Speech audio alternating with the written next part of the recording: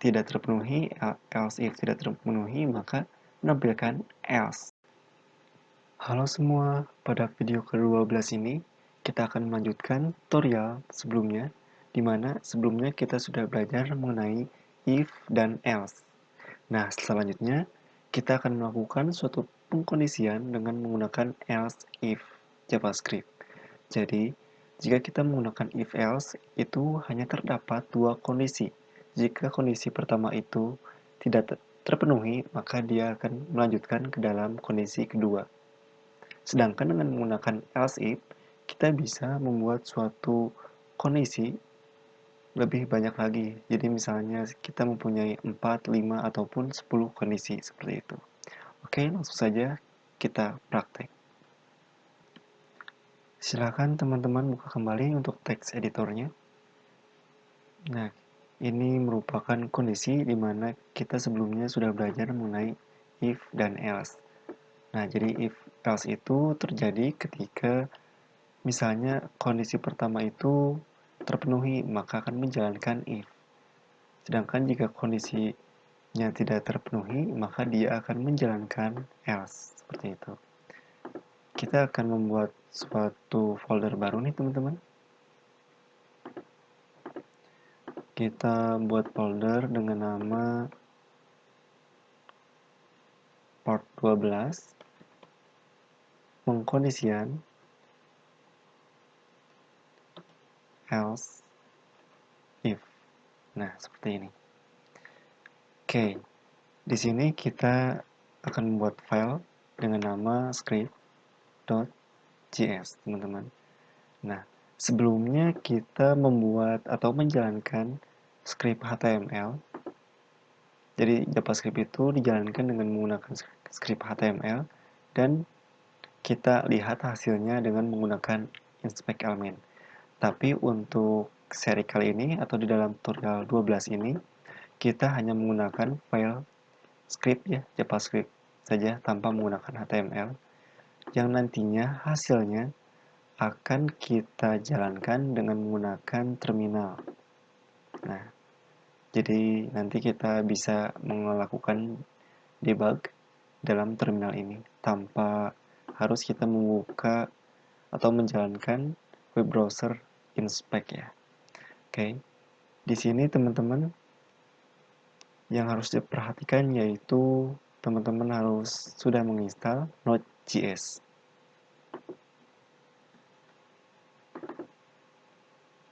Oke. Silakan teman-teman coba untuk buka web browsernya, lalu ketikkan Node.js ya.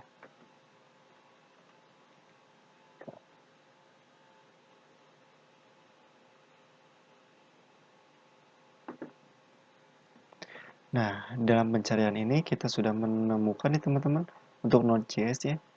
Kita bisa klik untuk paling atas.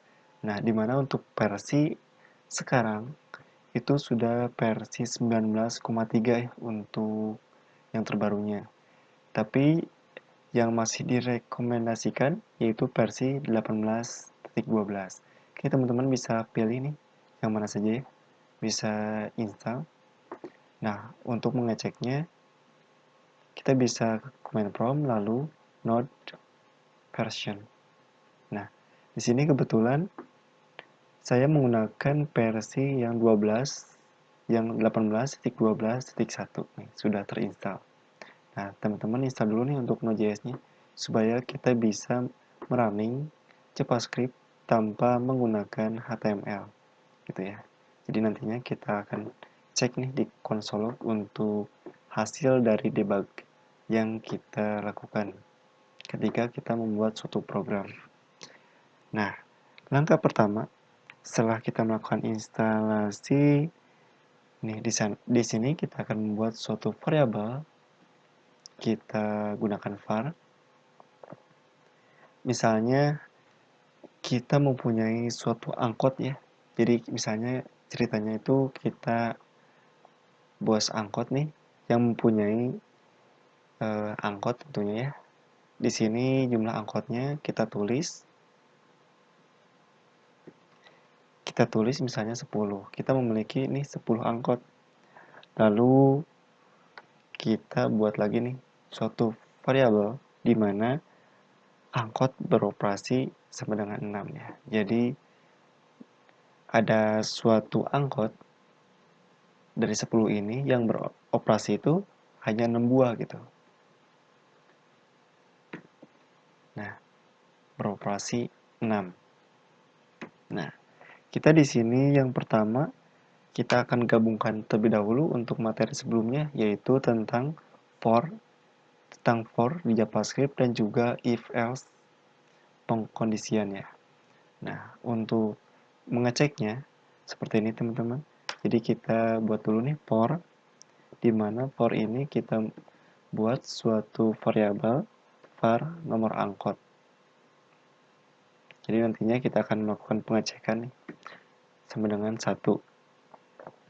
Nah, jadi nomor angkot ini lebih kecil sama dengan jumlah angkot. Nah, jumlah angkot. Jadi nomor angkot ini pastinya lebih kecil atau sama dengan 10 gitu. Nah, sekarang nomor angkot increment ya. Nah, kita buat suatu kondisi di mana if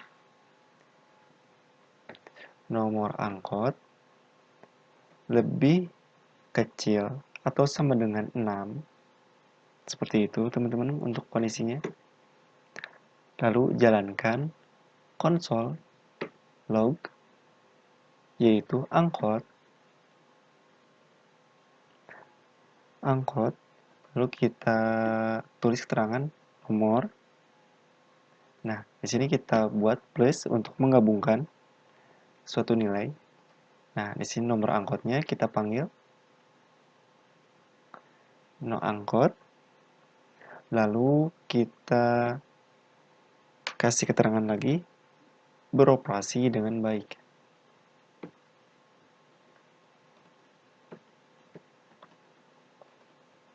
Nah, selanjutnya kita buat suatu kondisi di mana else itu menampilkan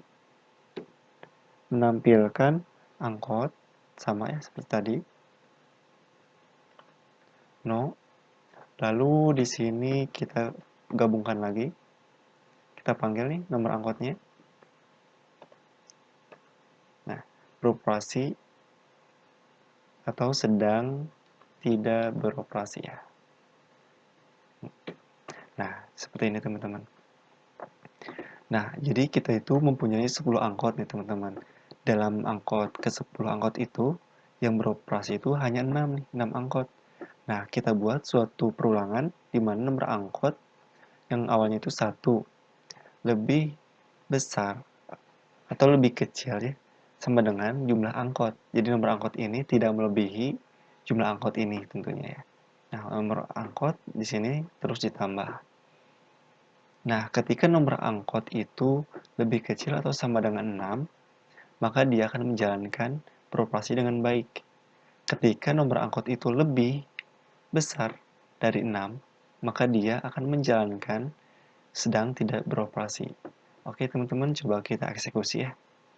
Kita bisa menjalankan nih seperti ini dengan tombol run code ini, atau kita juga bisa masuk dulu nih ke dalam folder ini. Part 12 pengkondisian if else. Tapi itu lama ya, kita harus gunakan cd seperti itu. Kita bisa masuk dulu ke dalam sini, kita running. Nah, otomatis ini akan melakukan node lalu masuk ke dalam part 12 pengkondisian if else lalu menjalankan script.js seperti itu. Nah, jika kita lihat hasilnya teman-teman seperti ini. Nah, oke, kita belum menambahkan spasi ya. Coba kita di sini kasih spasi dulu supaya lebih rapi ya. Oke. Kita bisa up ke atas. Nah, seperti ini teman-teman. Jadi, nomor angkot 1 sampai dengan 6 itu beroperasi dengan baik. Nah, untuk 7 sampai 10 itu tidak beroperasi. Nah, seperti itu. Jadi, ketika nilainya itu lebih kecil atau sama dengan 6, dia akan menjalankan beroperasi dengan baik. Tapi ketika dia lebih besar dari 6, maka dia menjalankan sedang tidak beroperasi atau else. Nah, itu merupakan materi sebelumnya ya, di mana kita sudah mempelajarinya, dan kita coba gabungkan nih tadi dengan for dan if, seperti itu. Nah, selanjutnya kita akan masuk ke dalam materi di mana kita akan menggunakan else if atau membuat suatu kondisi di mana tidak hanya dua buah kondisi ya, tetapi kita bisa membuat 4, 5 atau seterusnya gitu. Kita bisa buat komentar dulu nih teman-teman. Untuk yang ini kita bisa slash bintang-bintang. Nah, seperti ini. Lalu di sini kita gunakan bintang slash. Nah, kita akan membuat suatu variabel, misalnya angka, di mana angka ini kita akan gunakan prompt. Nanti kita akan masukkan inputan ya, inputan angka yang kita tentukan. Masukkan angka. Nah, seperti ini. Lalu kita akan buat kondisi di mana if, yaitu angka kita buat suatu modulus. Modulus itu ketika angkanya dibagi 2 sama dengan 0. Nah, maka dia akan memunculkan misalnya arg, atau kita gunakan konsol log ya, log seperti ini, log misalnya keterangan angka, kita plus, kasih keterangan nih, adalah bilangan genap, karena hasilnya true ya, atau bisa dibagi menjadi 2. Nah, kita buat suatu kondisi else if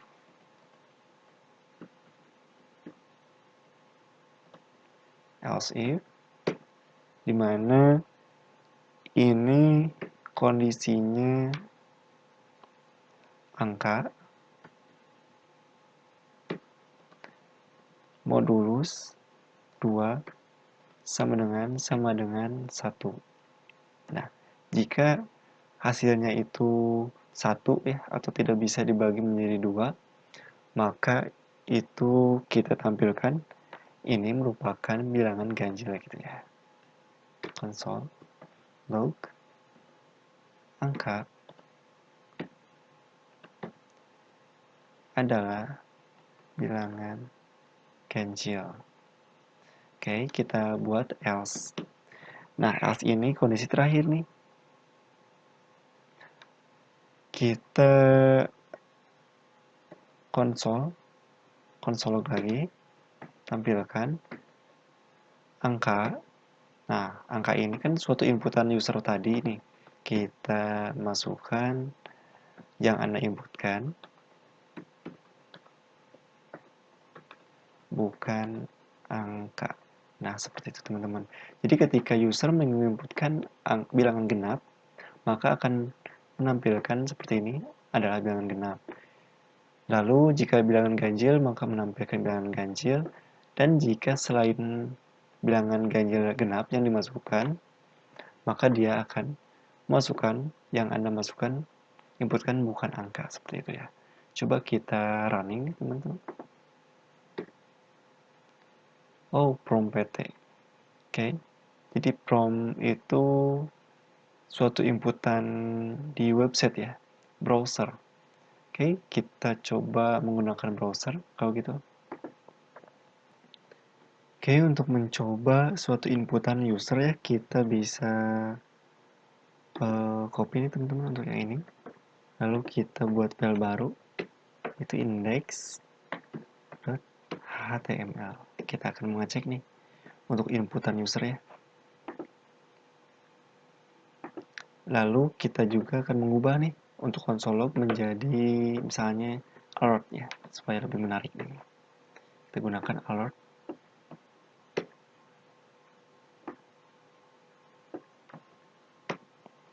Oke, seperti ini teman-teman. Kita bisa jalankan nih untuk HTML-nya. Sebelumnya kan kita sudah menginstal nih untuk Go Live atau Live Server. Kita bisa start. Kita tunggu nih untuk proses running. Oke, teman-teman, di sini sudah muncul nih artnya. Masukkan angka. Oke, coba kita masukkan angka 8. Oke. Nah, 8 adalah bilangan genap. Oke. Sudah betul ya. Coba kita refresh. Nah, masukkan angka. Kita masukkan angka 6. Oke, adalah bilangan genap. Oke, sudah sesuai. Lalu kita refresh. Kita masukkan angka 5. Oke. Nah, 5 adalah bilangan ganjil. Teman-teman, jadi ini kita masuk ke dalam proses else if.